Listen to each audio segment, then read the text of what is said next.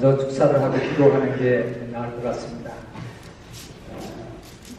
지난 9월 달에 필립 톰슨 뉴욕시 부시장이 인구 센서스와 관련된 그런 기사를 낸 적이 있었습니다.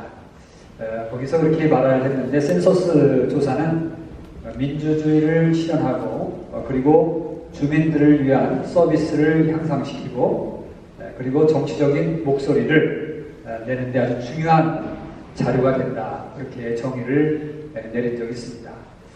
우리 인구 센서스라고 하는 것은 단순히 인구 조사를 위한 어떤 그런 데이터 행사가 아니라 직접적으로 우리의 권리와 인권과 그리고 복지와 정치력 신장에 관계됩니다. 그렇게 우리가 인식을 하면 좋겠다는 생각이 듭니다. 사실 한인 커뮤니티가 미약하고 또 열악한 상황들이 많이 있습니다. 또 우리에게 돌아와야 될 혜택들을 알지 못해서 또 커뮤니티가 단결하지 못해서 또 인구조사에 적극적으로 협조하지 못해서 이렇게 연결되지 못하는 부분들이 상당히 많이 있습니다. 이번에 이런 인구 센서스 세미나를 통해서 우리의 의식을 좀 더 깨우고 그리고 이것이 좀 더 확대돼서 우리 커뮤니티를 더욱더 단단히 엮어나가고 그리고 하나의 그것이 힘이 되어서 그 힘이 다시 우리에게 돌아올 수 있도록 그렇게 만드는 귀한 세미나다, 이렇게 생각이 되었습니다. 이 세미나를 위해서 우리 이민자 보호교회와 또 시민참여연대에서 함께 주도하시고 또 우리 교협에서 함께 후원하면서 이 행사를 하게 된 것을 먼저 하나님 앞에 감사드리고 그리고 이 행사를 주최해서 이끌어 나가시는 우리 이보교 관계자들 모두에게 감사하면서 계속 좋은 열매를 거두시기를 먼저 주님의 이름으로 축복을 드립니다. 함께 기도하겠습니다.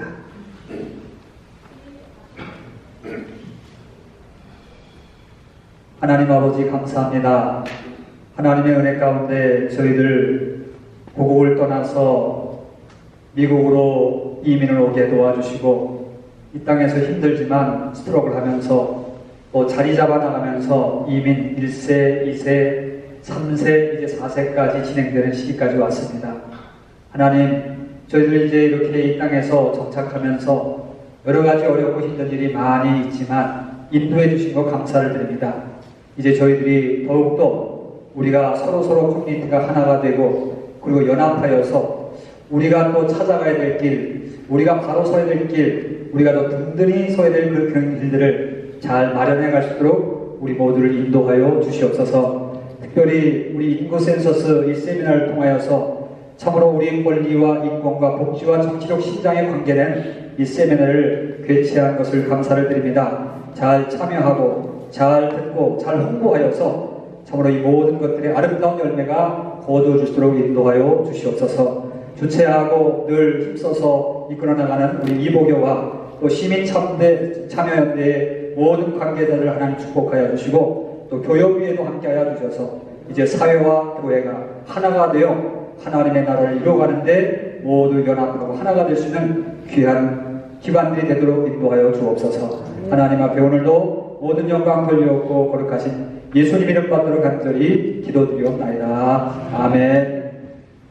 이 시간에는 한인 인구조사 추진위원회 공동사무국장으로 섬겨주시는 차주범 공동사무국장께서 오셔서 축사해 주시겠습니다. 여러분 반갑습니다. 먼저 오늘 이 소중한 자리를 마련해 주신 뉴욕지구 한인교회협회 양민석 회장님, 그리고 이민자보호교회 네트워크 뉴욕 테스크포스 위원장 조원태 위원장님에게 깊이 감사드립니다. 간략한 광고 말씀 먼저 드리겠습니다. 오늘 여러분 들어오시면서 밖에 보신 것처럼 여러 가지 센서스 관련 자료들이 구비되어 있습니다. 먼저 인구조사고 센서스 뷰러에서 인구조사에 관한 자세한 설명을 담은 안내서를 지금 배포하고 있고요. 그리고 저희 한인 인구조사 추진위원회에서 마련한 그 포스터와 또 브로셔가 준비되어 있습니다. 각 교회로 가져가셔서 그 홍보에 활용해 주시면 감사하겠습니다.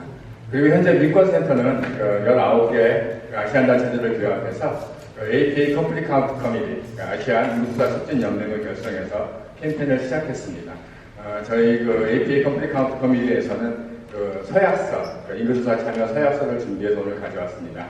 여러분들이 거기에 서명해 주시면 내년도에 본격적으로 인구조사가 시작될 때 저희들이 그거를 그 가정으로 보내드려서 인구조사가 시작되는 사실을 여러분들에게 리마인드 시켜주는 용도로 사용하고 있습니다. 가시면서 그 서약서에도 서명을 해주시면 감사하겠습니다. 저희 한인 커뮤니티는 20년 전에도 그리고 10년 전에도 각계각층의 개인들과 또 여러 단체들, 교계들이 연합해서 인구조사 추진위원회 센서스 태스크포스를 구성해서 여러 소수민족 중에서도 가장 모범적으로 캠페인을 진행했고 우리 한인들의 인구조 참여를 촉진했습니다. 2020년을 맞이하는 우리 앞에 놓인 최대 화두는 시빅 파티시페이션, 참여라고 생각합니다. 대선부터 시작되는 각급 선거에서 우리 유권자분들께서 적극적으로 투표에 참여하셔서 미국의 민주주의 과정에서 우리의 목소리를 대신하고 아울러서 또 인구조사에도 적극 참여하셔서 우리의 존재를 미국 사회에 뚜렷이 각인시키는 게 매우 중요합니다.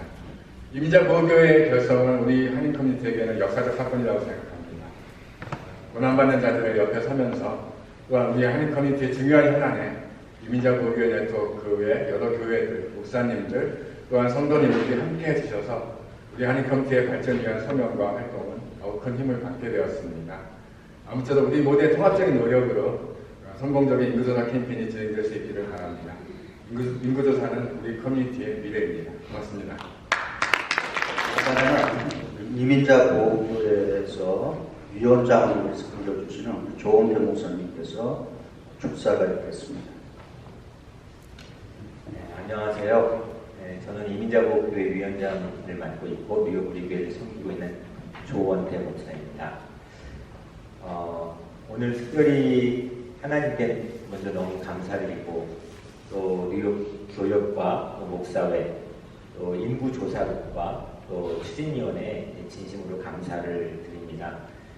요즘 우리 기독교 안에서는 대림절을 보내고 있습니다. 예수님께서 성탄 직전에 이 땅에 오신 것을 준비하고 기다리는 특별한 절기이자 저희 교회 달력으로는 한 해 처음 시작입니다. 그런데 예수님도 이 땅에 오실 때 당시 로마 황제 인구조사의 틈을 타고 이 땅에 오셨습니다. 예수님께서 오신 의미는 하늘과 땅을 연결해 주시는 우리말로 하면 중보의 다리로 오셨습니다. 이런 때에 오늘 이런 행사는 교회가 동포 사회의 오작교 역할을 하는 귀한 마당이라고 저는 생각합니다. 그런 뜻깊은 자리에 오신 여러분들을 진심으로 환영합니다. 바람에 나무가 흔들려도 숲은 그 자리에서 움직이지 않고 자리를 지킵니다. 이처럼 이런 자리가 동포 사회의 희망이 되고 또 우리가 가고자 하는 이 교회의 귀한 사역에 성장하고 또 발전하게 하는 중요한 밑거름이 되리라고 생각을 합니다. 오늘 아무쪼록 여러분들에게도 유익한 시간이 되고 또 교회 바깥에 지금 이 자리 바깥에 있는 많은 사람들에게도 오늘 오신 언론사 여러분들을 통해서 귀한 메시지의 스피커 역할들을 동포사회에 해주리라고 생각을 합니다. 아무쪼록 오늘 오셔서 환영하고 진심으로 감사를 드립니다. 감사합니다. 지금부터는 세 분의 발제자가 발제를 해주십니다. 한 분 한 분당 10분에서 15분 정도 발제를 하고 발제 후에 Q&A 시간을 갖도록 하겠습니다. 첫 번째 발제해 주시는 분은 인구조사국의 김진우 전문가이신 인구조사의 중요성과 참여 방법에 대해서 발제해준 중요하네. 그리고 신경 써주시는 많이 힘들게 일해주시는 모든 단체분들께 감사드립니다. 2020년에 시작되는 인구조사를 설명하기 전에 저희가 인구조사국에서 간단하게 설명을 드리겠습니다. 인구조사국은 국가 인구와 경제 정보를 제공하는 연방 공무기관이고요. 미국에서 가장 큰 통계학 조직이며 130개가 넘는 조사를 하고 있습니다. 그 중에 미국의 총 인구 통계를 위한 10년 주기 인구 조사는 1790년서부터 실시해왔고 미 헌법 1조 2항에 의해 따르고 있습니다.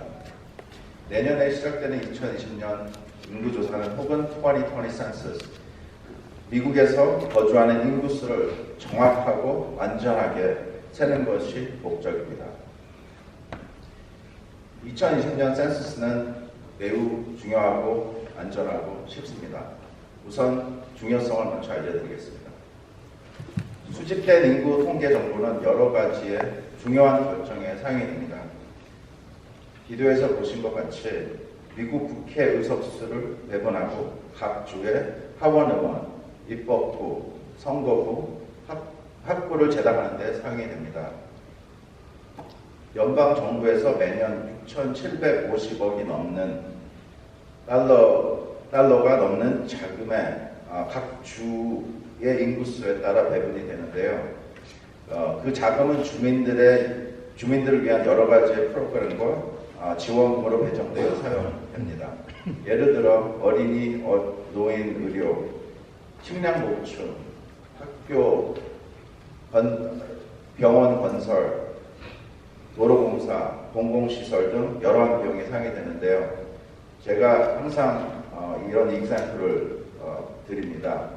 아마 여기서 미국에서 이제 이민 생활하시면서 이제 어린이들 이제 학교 입학을 시키러 갔는데 그 학교에서 우리 학교에는 어린이 학생 수가 너무 많아 여기에 입학을 시킬 수가 없습니다. 그렇게 응답을 하면은 참 황당한 일이지 않습니까? 근데 그런 일을 많은 분들께서 경험을 합니다.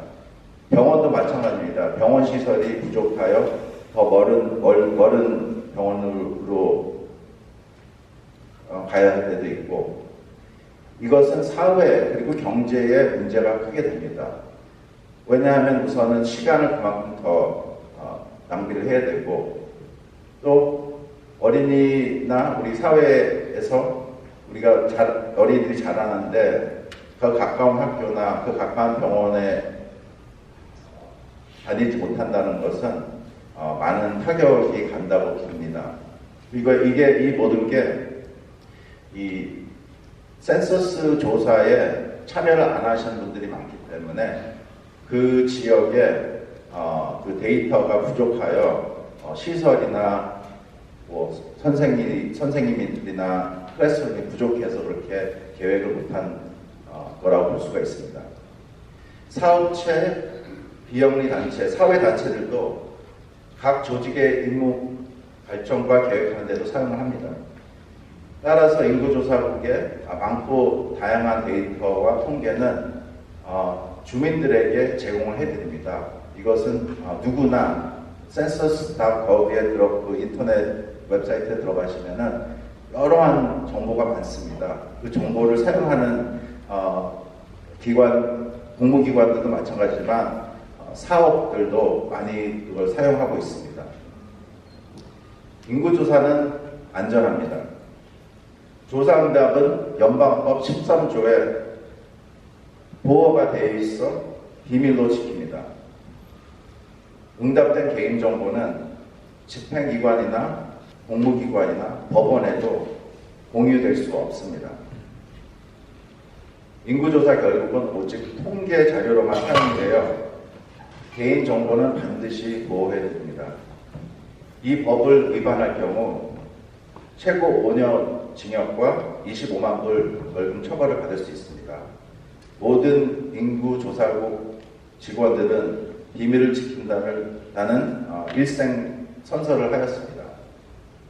인구조사는 이민, 신분 관계없이 미국에 거주하는 모든 사람들이 참여해야 됩니다.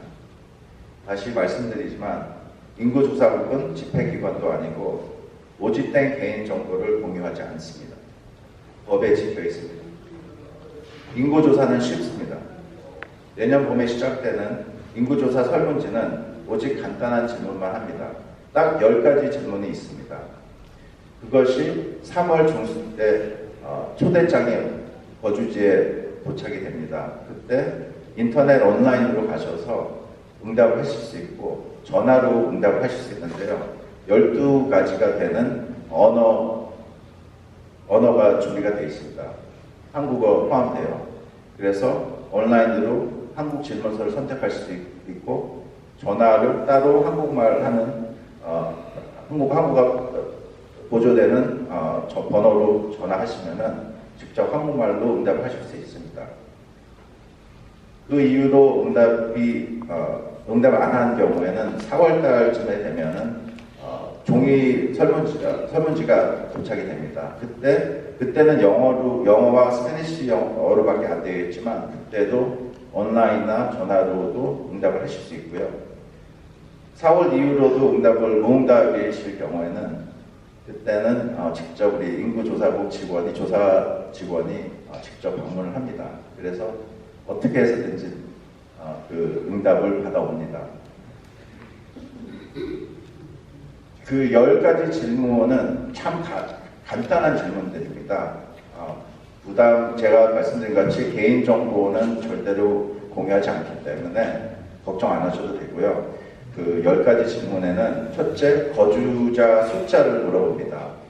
둘째, 별도로 거주했던 하는 사람이 있는지 숫자로. 그리고 자택을 소유하거나 렌트하는지. 넷째는 응답자의 전화번호. 그 전화번호는 오직 응답이 부족할 때 저희가 다시 컨택을 할 수 있는 그런 의미로 여쭤보고요. 5번째, 거주자 이름, 그 다음에 성별, 그 다음에 생년월일. 그 이유는 저희가 그 정확하게 수를 세야 되기 때문에 얼마만큼의 개인정보가 필요하긴 합니다.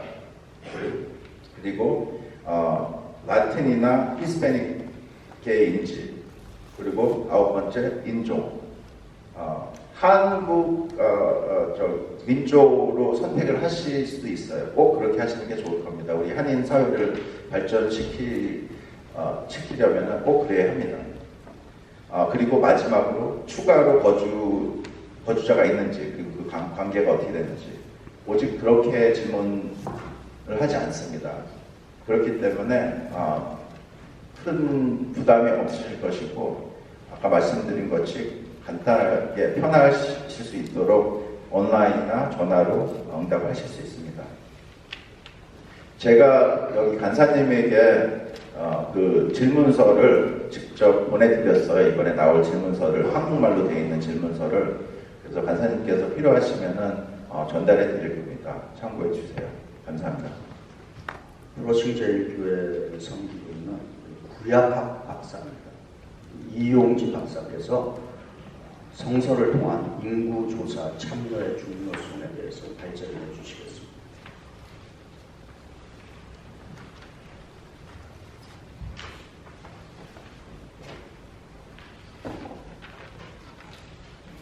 안녕하세요. 프로싱제일교회 중고등부 전도사로 섬기고 있는 이용지입니다. 제가 이 발표를 부탁받았을 때 목사님들께서 교회 가셔서 인구조사에 대해서 설명하실 수 있는 자료를 준비해달라고 말씀을 들어서 제가 설교를 써주셨거든요. 그래서 같이 읽으면서 내용을 나눴으면 하는데 제가 이 크리스찬들이라고 어스하고 이스라엘 민족이나 하나님 구원의 역사에 대해서 그냥 아야식이라고 생각하고 쓴 내용이기 때문에 혹시 나중에라도 궁금하신 점이 있으면 저한테 물어봐 주시면 감사하겠습니다. 그 받으신 자료집에 아마 제 원고가 들어가 있을 거예요. 같이 읽으면서 진행했으면 좋겠습니다. 성경에 나타난 인구조사는 주로 세금과 증식 목적으로 실행이 있습니다. 성경에는 6가지 혹은 더 많은 인구조사 예가 나와 있는데요. 저는 오늘 특히 민수기에 나타난 인구조사에 대해서 나누고 싶습니다. 인구조사는 성서적으로 중요한 의미를 담고 있습니다. 사람이 어디에서 어느 단체의 일원으로 계수되느냐에 따라서 그 사람의 신분, 조직, 권리, 의무와 역할이 규정되기 때문입니다. 하나님께서 모세에게 이스라엘 군사의 수를 계수할 것을 명하실 때 모두 20세 이상의 남자들로 60만 정도였습니다. 여자와 아이를 합치면 200만 정도의 이스라엘 백성이 광야에서 생활한 것으로 나타납니다. 처음 애국 땅에 들어갔을 때 몇 명이었을까요? 75명이죠. 네. 창세기 47장은 70명, 사도행전 7장은 75명으로 애국이 들어갔는데 그 70명의 가족들이 200만이 되어 나올 정도로 이 출애 강팍한 노예 생활 속에서도 하나님께서는 아브라함에게 하신 약속, 너의 자손들이 번성하리라는 그 축복을 지키셨다는 것을 보여주고 있습니다. 모세에게 이스라엘 군사의 계수를 명하신 데는 이스라엘 백성들이 하나님 나라의 군사로서 사명을 받았음을 보여주고 있습니다. 이스라엘을 노예 생활에서 해방시키시고 바로의 부패를 후에서 막으시고 약속의 땅에 들어가기까지 수많은 전투가 있었죠. 하나님이 이스라엘 민족이 하나님의 군대로서 이방 족속들과 담대하게 싸워 승리함으로 하나님 구원의 역사를 드러낼 책임과 의무를 명하고 있습니다. 하나님이 이끄시는 군대라면 말씀을 철저하게 순종하고 임무를 수행할 때 승리할 수 있다는 것을 보여주고 있죠. 그렇기 때문에 또 다른 인구조사인 다윗의 인구조사는 전쟁이 임박하지도 않았고 하나님께서 명하시지도 않았는데 개인의 명예와 왕권을 확인을 하기 위한 개인적인 프라이드, 명예로 실시한 인구조사였기 때문에 오히려 하나님의 심판을 받았고 그 결과 그의 백성 7만 명을 잃게 됩니다. 민수기 26장에 계수한 이스라엘 백성의 계수는 출애굽 20년이 아니라 둘째 인구 조사입니다. 출애굽 후 2년경에 계수한 첫 번째 인구 조사의 수와 비슷합니다. 세 번째 페이지에 그 표가 나와 있는데요.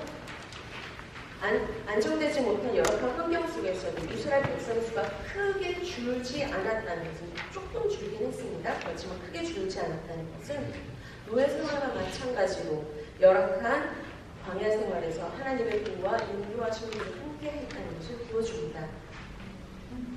이스라엘 백성들은 광야 생활에 적응하기 위해 어떤 노력도 하지 않았습니다. 계속 끊임없이 사막을 방황했고 경작이나 사냥에 힘을 쏟지도 않았고 치안이나 사회 보호 안전장치를 만들지도 않았습니다. 그럼에도 불구하고 하나님은 그들을 만나와 매출하기로 먹이시고 물을 제공하시며 구름기둥과 불기둥으로 인도하셨습니다.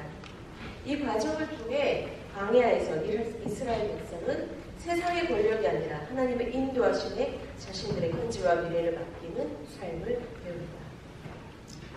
하나님께서 이스라엘 백성을 보호하시며 광야 40년 생활을 경험케 하신 것은 오랜 노예 생활로 주체적 삶을 잃어버렸던 민족을 하나님의 군대로 탈바꿈시키는 데 그 목적이 있습니다.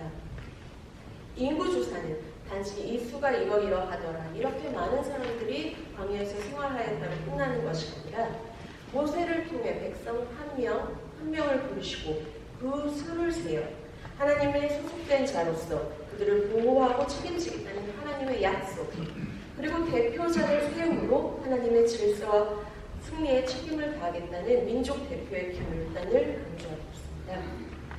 그 중에서도 레위 지파는 특별히 이 계수에서 제외되었는데요. 이들은 오로지 성막을 담당하고 그 부속품을 관리할 것을 명하기 때문입니다. 이것은 군사 목적으로 이스라엘 백성을 계수하였으나 이들 광야 생활의 핵심은 군대나 싸움이 아니라 오로지 예배로서 바로 서는 곳에 있었다는 것을 보여줍니다. 노예 백성의 불순종, 불만, 게으름의 죄가 예배를 통한 속죄를 통해 하나님과의 관계가 바로 서는 것, 이것이 광야 훈련의 목적이었지요. 민수기 제일 마지막 장에는 슬로브핫 딸들의 이야기가 나옵니다. 시내 사막 첫 번째 인구 조사 후에 38년이 흘렀고 이제 40년 광야 생활을 거쳐 가나안 땅으로 입성하기 직전에 모압 평야에서 이제 두 번째 인구 조사를 실시합니다. 이때 파별로 땅들이 다르게 분배되는데 슬로브핫의 딸들은 아버지가 광야에 죽었고 형제가 없으니 그 땅의 기업을 자신들에게 달라고 이르지요. 구약의 전통적인 남성 중심적 수직적 문화에서 여성들이 한 목소리로 자신들의 권리를 주장하는 것이 색다릅니다. 이들의 용기보다 더 놀라운 것은 믿음으로 하나님께 유산의 몫을 미리 청하는 언약에 대한 신뢰입니다. 가나안 땅에 이르기까지 얼마나 많은 군대들이 용사들이 두려워하고 미리 짐작하여 겁을 내고 전쟁을 거부하였습니까? 내가 그 땅에 들어갈 수 있을지 많은 사람들이 의구심을 품었습니다. 하지만 슬로보아스의 딸들은 가나안 땅에 발을 디디기도 전에 미처 닿지도 못한 그 땅에 하나님께서 나에게 땅을 허락하셨다는 그 굳건한 신뢰를 가지고 모세에게 자신의 땅을 달라고 얘기하겠죠. 슬로보아스의 딸들의 요청을 하나님께 아뢰었을 때 하나님은 그 믿음을 보시고 그들이 원하는 대로 땅을 유업으로 허락합니다. 새로운 세대, 새로운 인물들을 통해 이제 이스라엘 민족이 노예 근성에서 벗어나 하나님의 나라의 군사들로 땅의 장자들로 약속의 땅에 들어가리라는 것을 보여주고 민수기는 끝을 냈습니다. 그렇다면 여러분들은 궁금하실 것입니다. 하나님은 왜 끊임없이 이렇게 이스라엘 백성의 수를 세웠을까? 회막을 짓기 전 속정과 성막 공사를 위해 기금을 위해서 인구 조사를 하고 한 달도 되지 않아 다시 시내 광야 회막에서 인구 조사를 하시고 이에 대해 11세기 탈무드 주석가 라비 라시는 이렇게 얘기합니다. Because they were dear to God, God counts them all the time. When they went out of Egypt, God counted them. When many of them fell for having worshipped the golden calf, God counted them to ascertain how many were left. When the stature was about to dwell among them, God again took their census for war on the first day of Nisan. The tabernacle was erected, and shortly afterward, on the first day of year, God counted them. 요점은 하나님에게 이스라엘 백성은 하나하나 소중했기 때문입니다. 이집트에서 벗어났을 때 얘네들이 자리나 세고 황금 송아지에 절했을 때 저 몇천 명을 죽이신 후에 그 3천을 치신 후에 또 수를 세시고 이 땅에 가시적인 모습으로 구름기둥처럼 가시적인 모습으로 임하셨을 때도 그 수가 기록되고 회막이 건립되었을 때도 그 다음날 10월 첫날에도 계속해서 이스라엘 백성의 수를 셉니다. 이에 대해 라시의 손자 라시가 이 또한 이제 구약 학자이죠. 이 사람이 백성 한 명 한 명을 소중하게 여겼다는 해석에 덧붙여 이때 인구조사를 통해 이스라엘 백성들은 처음으로 이름으로 불렸다고 합니다. 회막 건립 이전에는 그저 미귀족 아니면 노예 집단으로 존재하다가 각 지파에 속한 공동체 일원으로 모세와 아론 앞에서 개개인의 이름과 그 존재감을 인정받게 된 것입니다. 민수기가 강조하는 것, 인구조사가 드러내고자 하는 것은 단순한 수의 나열이 아니라 이방인 노예로 존재를 인정받지 못했던 자들이 하나님께 부르심을 받아 각 지파 일원으로 하나님 나라의 군사들로 상속받은 땅의 장자들로 어떻게 서게 된 과정을 보여주고 있습니다. 바빌론 포로기 이후 에스라, 느헤미야 시기에도 이와 같은 맥락에서 포로 귀환자들의 명단이 반복되는데요. 에스라 2장, 느헤미야 7장의 그 10개 가족들의 명단이 똑같습니다. 수는 조금씩 다르지만요. 그 수에 대한 차이는 제가 끝끝에 말했지만 그 사이에 왜 또 이렇게 수많은 사람들의 이름을 계속해서 반복했나 우리가 봤었을 때 반복하는 그 사이의 핵심이 있죠. 처음 14가족이 설명되고 다시 14가족이 설명되는 그 사이에 드러난 과정은 성전의 재건과 예루살렘 성벽의 재건입니다. 이 14가족을 중심으로 거룩한 백성으로 그리고 성전이 회복되고 말씀을 통해 민족의 정체성을 다시 서는 과정을 에스라 느헤미야는 보여주고 있죠. 그리고 아까 말씀하신 것처럼 우리 대림절 처음 시작할 때 요셉과 마리아가 이제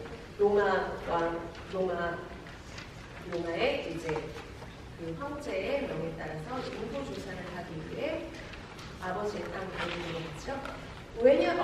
왜 여기 앉아서 우리 센서스가 하는 것처럼 그냥 전화는 없지만 그냥 그 자리에 앉아서 할 수도 있었을 텐데 왜 굳이 만삭의 아내를 데리고 갔을까 하는 분들도 있을 거예요. 어떻게 보면 이 고대인들에게는 개인의 편의보다는 공동체의 정체성, 문화적 가치, 그리고 그런 나의 뿌리를 다시 찾아간다는 그 순례 과정이 아마 중요했을 거라고 많은 사람들이 그렇게 추측을 하고 있어요. 요셉이 자신은 남아있고 싶었더라도 이 이방인 땅에 거주하는 유대인들이 다 같이 우리 아비의 집으로 돌아가서 호적 조사에 참여하자라고 해서 같이 가지 않았을까 하는 그런 부분도 있습니다. 이렇게 제가 되게 많은 양의 인구조사를 굉장히 급하게 진행했는데요. 얼핏 보면 굉장히 개별의 사건들과 너무나 수많은 역사적, 시간적 차이가 있고 연결성을 찾기 힘들지만 어떻게 보면 이스라엘 민족들은 끊임없이 이방의 땅에서 이방인으로 살았습니다. 그들을 생각해보면 하나님이 그 수를 세시고 그 이름을 불러주시고 본토 아비의 집을 찾고 메시아가 이 땅에 오시기 전에 우리가 어떤 자손임을 기억하는 것이 이들에게 굉장히 중요했다는 것을 알 수 있죠. 최초의 인구조사를 실시했던 물에서 건져낸 인물 모세를 한번 생각해 보시기 바랍니다. 그는 물에서 건져난 이후 이집트 왕자로 입양되었다가 살인자, 도망자로 살았고 결국 자신의 첫 아이에게 버쇼, 이방에서 계기되는 자라고 그 운명을 예상했습니다. 그러던 그가 호렙에서 하나님을 만나고 애굽으로 가 백성들을 만나 그들을 이끌고 광야에서 목이 고든 백성들을 끊임없이 가르치며 혼내고 노예에서 해방으로 패배 승리에서 승리의 비전으로 이끄시는 그 과정에서 그 둘째 아들의 이름을 어떻게 지었지요? 엘리에셀, 도우시는 하나님으로 고백합니다. 이름도 가족도 소망도 소속도 없었던 이스라엘 민족들이 하나님을 만나 하나님의 은혜의 구원을 입고 그 언약 백성으로 귀속되며 친히 나의 자녀라 일컬음 받는 것이 하나님 구속의 역사입니다. 그렇기 때문에 역사 속에서는 계속하여 하나님께서 이 시대의 폭력과 세상 권력의 불에 맞서는 예언자들을 보내셨고 사람을 도구화하는 지배구조를 무력화하셨으며 예수 그리스도를 통해 진정한 평화와 평등의 세상을 맛보여 주셨습니다. 그렇다면 인구조사, 믿음 공동체, 인구조사, 우리 교회의 역할은 어떤 것일까요? 역사의 소수, 특히 이방인들의 삶은 그들을 도구화, 수치로 환산하여 개인의 존엄과 공동체의 권리를 빼앗는 권력에 대한 투쟁이었습니다. 독일 나치들은 유대인들의 이름을 번호로 환산하여 그들의 존엄을 짓밟았고 일제강점기 조선인들은 고유의 언어와 이름, 문화를 빼앗길 위험을 처하게 됐죠. 1900년대 초반 멕시코의 노예로 팔려간 조선인들과 그 후에 그는 애니갱이라고 불리며 인간 이하의 취급을 받으며 무역을 했습니다. 오늘날 미국에도 수많은 이민자 자녀들이 드리머라는 이름이 무색하게 앞으로의 미래와 안전을 보장받지 못하는 불안에 살고 있습니다. 예전부터 믿음 공동체는 이민사회를 중심으로 그들의 아픔을 보듬어주고 그들을 대신해 목소리를 내며 하나님의 왕국이 이 땅에 임하도록 더 평등하고 평화로운 사회를 이루기 위해 존재해 왔습니다. 그렇기에 믿음 공동체가 주위에 속하지 못하는 민족, 이름과 소속을 드러내지 못하는 이들의 이름을 불러주며 그들이 단순한 수치, 스태티스틱이 아니라 개인의 존엄과 권리, 공동체의 보호를 받는 이들임을 기억할 필요가 있습니다. 인구조사는 단순히 기록에 이름을 올리는 것이 아닙니다.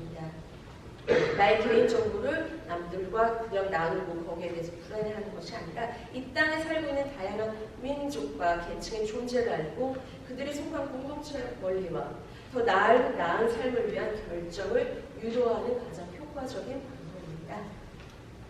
슬로건과 색깔들이 아직 들어가지도 못하는 것입니다. 이 교회 저기 팻말 표 보시면 내 자녀에게 부지런히 가르치라 신명기 말씀을 나누고 있죠. 이렇게 저도 공부하면서 단순히 인구조사가 그냥 불필요한 우리에겐 관계없는 수의 나열이 아니라 끊임없이 하나님 회복의 역사, 하나님께서 꿈꾸시는 예수 그리스도를 통해 이루고자 하셨던 더 큰 평화와 평등의 사회를 이루고자 했던 노력을 계속 보여주시는 그 증거라고 깨닫게 되었습니다. 그렇게 여러분들도 교회 리더이시니까 가셔서 더 나은 미래 자손들의 삶을 위해 참여하고 더 나은 결정을 유도할 수 있는 방법들을 끊임없이 공부하시고 나눠주셨으면 감사하겠습니다. 감사합니다. 이제 세 번째 발제자이신 김동찬 대표께서 김동찬 대표는 2020년 한인인구조사 추진위원회 공동사무국장이십니다. 주제는 교회는 왜 인구조사를 말해야 하는가로 발제해 주시겠습니다. 매년 인구가 이만큼 늘어가고 있는 것이 기분이 좋습니까? 아니면 줄어드는 게 기분이 좋습니까? 늘어나는 게 좋죠. 이게 모든 집단이나 구성원들은 항상 자기 숫자가 많은 것을 긍정적으로 생각하고 숫자가 줄어드는 것에 대해서 상당히 슬퍼하거나 그런 것입니다.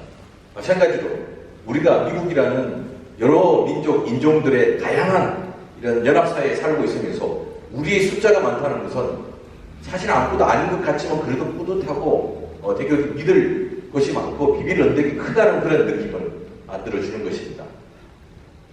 이게 주장적으로 이제 그런 내용이지만 한인 인구는 지난 100년의 역사를 가지고 있으면서 꾸준히 성장해서 지금 거의 한 170만에 달하고 있습니다. 물론 뭐 200만 미주도 없고 이야기하지만 우리가 객관적으로 판단할 수 있는 것은 인구조사에 카운트된 우리 한인들을 봤을 때는 170만 정도 이렇게 보고 있습니다. 그 중에 70만이 LA에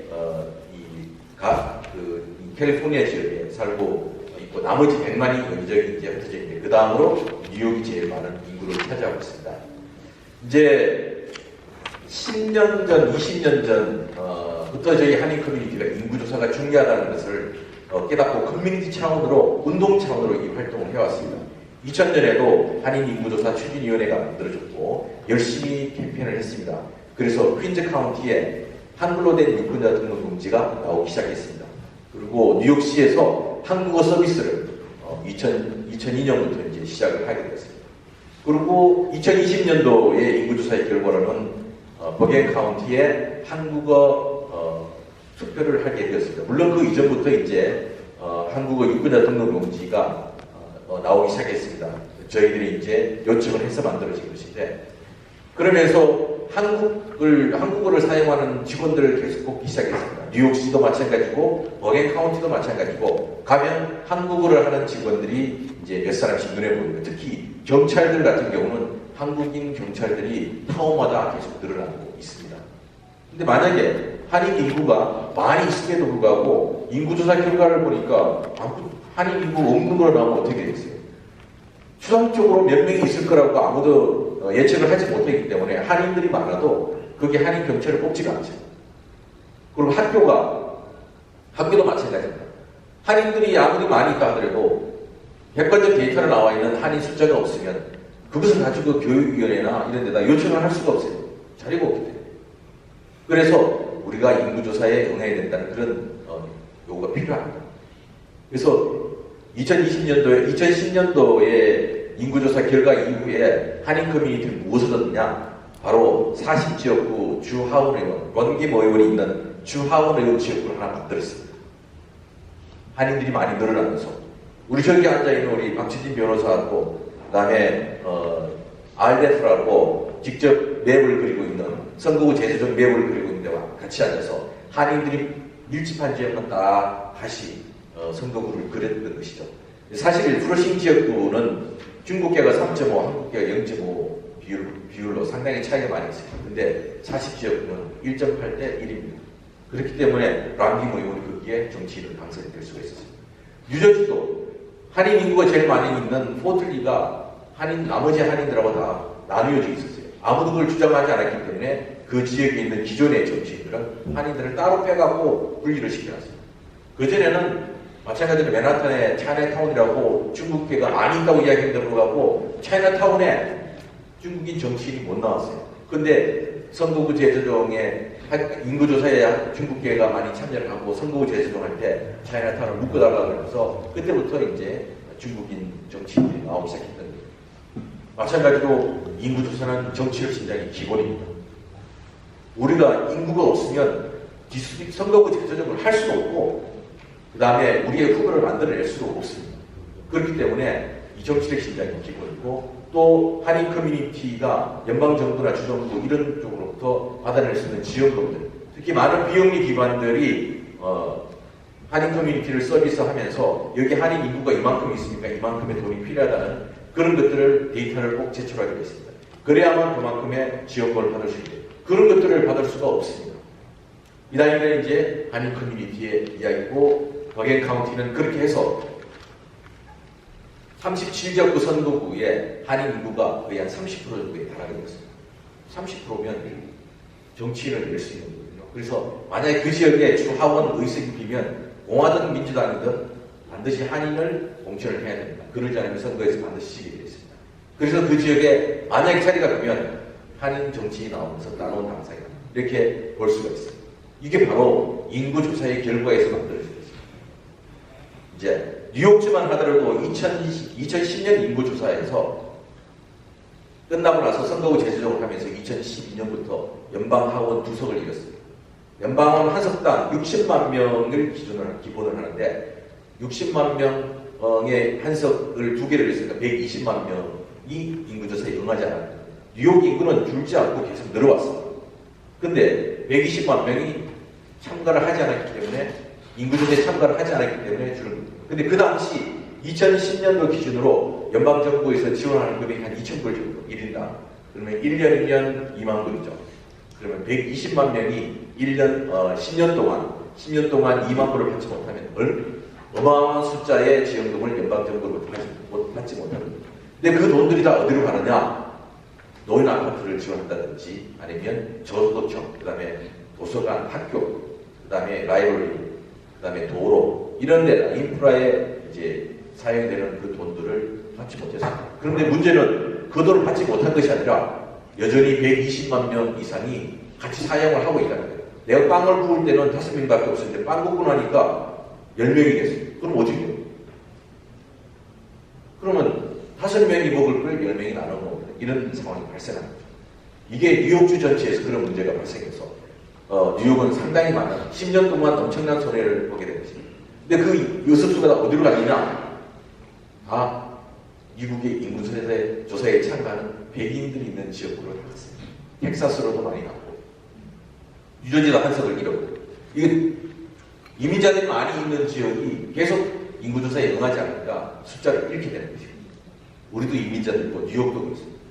그래서 우리가 여기에 더 적극적으로 참여해야 되는 것이고 또 하나는 프로싱 지역구를 보면 저희들이 유권자 데이터를 분석해 보면 매년 인구가 줄고 있습니다. 뉴저지는 매년 인구가 늘어나고 있습니다. 근데 지난 인구조사에 응하지 않았던 사람들까지도 다 끌고 모아서 이번에는 프로싱 지역구의 인구가 10년 전과 별 차이 없다, 조금 늘었다라는 것을 우리는 프루프해야 됩니다. 그렇게 만들어야 됩니다. 그러지 않으면 우리에게 오는 지역은 더 줄어들게 되고 뉴욕시에서는 한인 언어를 쓰는 한국의 이 공무원이나 이런 사람들을 더 줄여서 뽑게 되어 있습니다. 그래서 뉴욕에서는 비상이 그런 것입니다. 그런데 그런 것들을 해결할 수 있는 제일 중요한 단위거든요. 교회. 2010년도에 여기 계시는 목사님들께서 2010년도에 교회에서 인구조사를 위해서 설교를 하시거나 교인들에게 설명하신 분이 몇 분 계십니까? 아무도 안 계시죠? 물론 계시라고 생각합니다. 2010년도에 할 때 저희가 인구조사 추진위원회 사무장을 했었는데 교회가 제일 듣기 어려웠습니다. 교회가 답을 하지 않았습니다.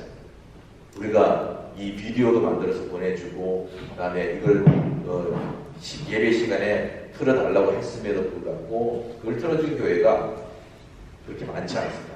손꼽아서 10교회가 안 되는 교회가 그것을 한 것으로 알고 있습니다. 교회가 리더십을 가지고 있다고 하는데 리더십을 사용을 안 하고 있습니다. 좋은 복음이 있음에도 불구하고 복음을 사용하지는 않으면 소용이 없죠. 마찬가지로 교회가 그때 참여를 안 했기 때문에 한인 인구가 그만큼 덜 카운트 됐다고 저는 단정하고 있습니다. 이번에는 어떻게 해야 되겠습니까? 교회가 참여를 해주셔야 됩니다.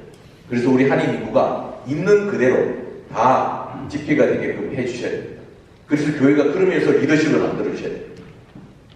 교회가 리더십을 만들지 않으면 우리 한인 커뮤니티가 할 수 있는 게 별로 없어요.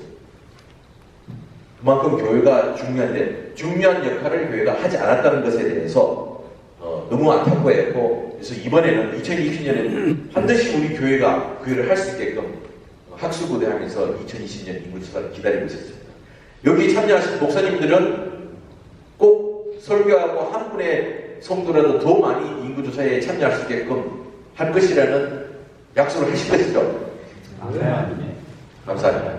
그래서 저희들이 오늘 우리 이민자 보호교회에 있는 목사님들과 함께 논의하고 추진이가 함께 이 행사를 만들었습니다. 오늘 나눠드리는 이 내용들 교회에 가서 꼭 붙여주시고 나눠주시고 해주시기 바랍니다. 또 하나는 뭐냐면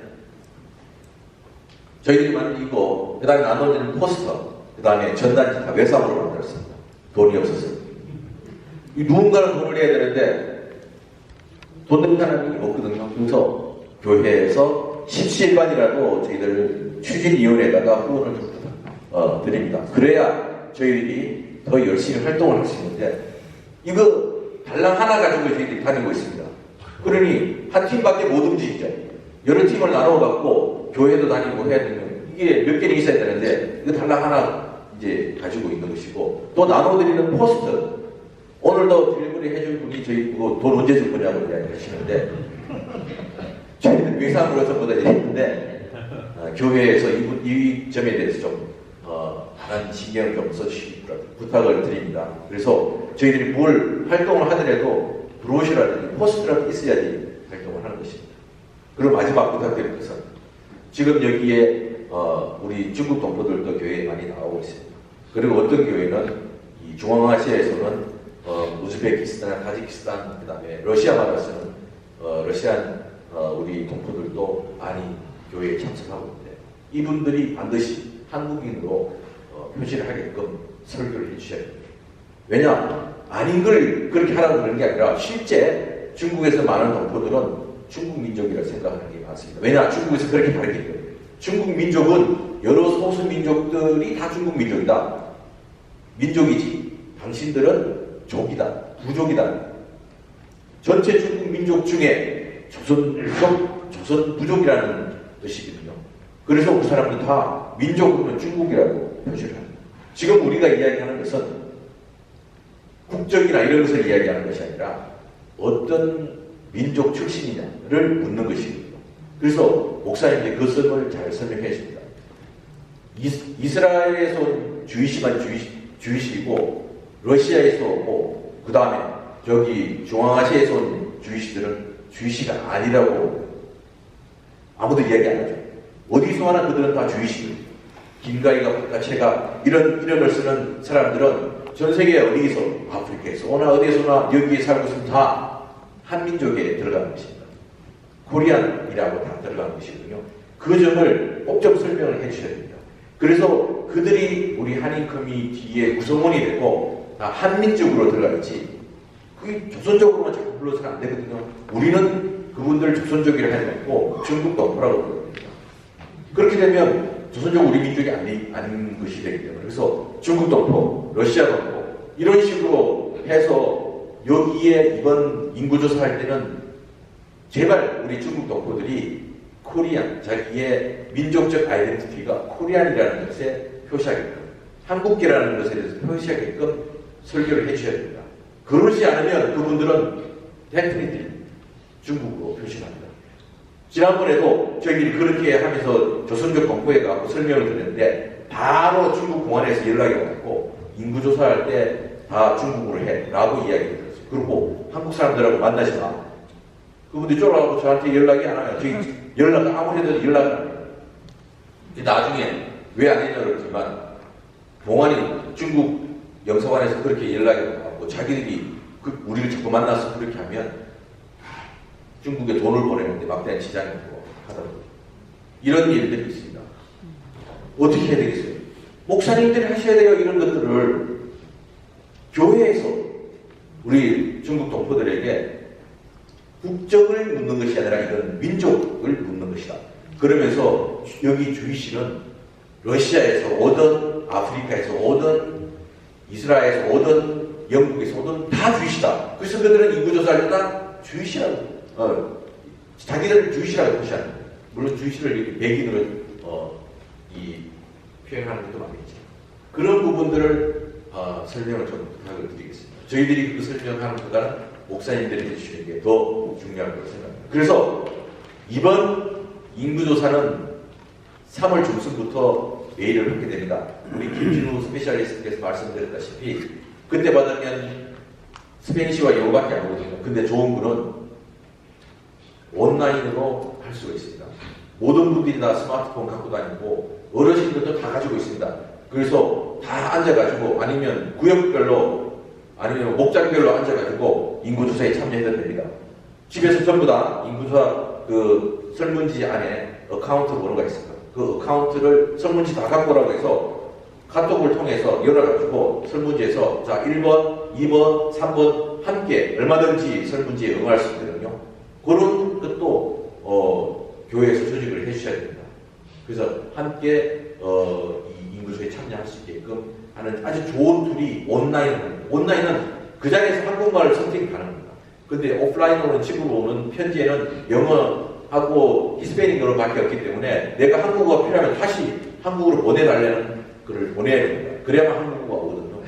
근데 온라인이 너무 편리하게 만들어졌기 때문에 그 자리에서 한국어를 선택하고 한 자리에서 다 야, 우리 교회는 몇 월 며칠 날 3월 중순부터 하니까 우리는 4월 첫째 주 아니면 3월 마지막 주 전교인 유권자 등록하는 날이다 라고 선포를 하시고 목사님들께서 리더십을 가지고 지도지해 주시길 부탁드리겠습니다. 고맙습니다.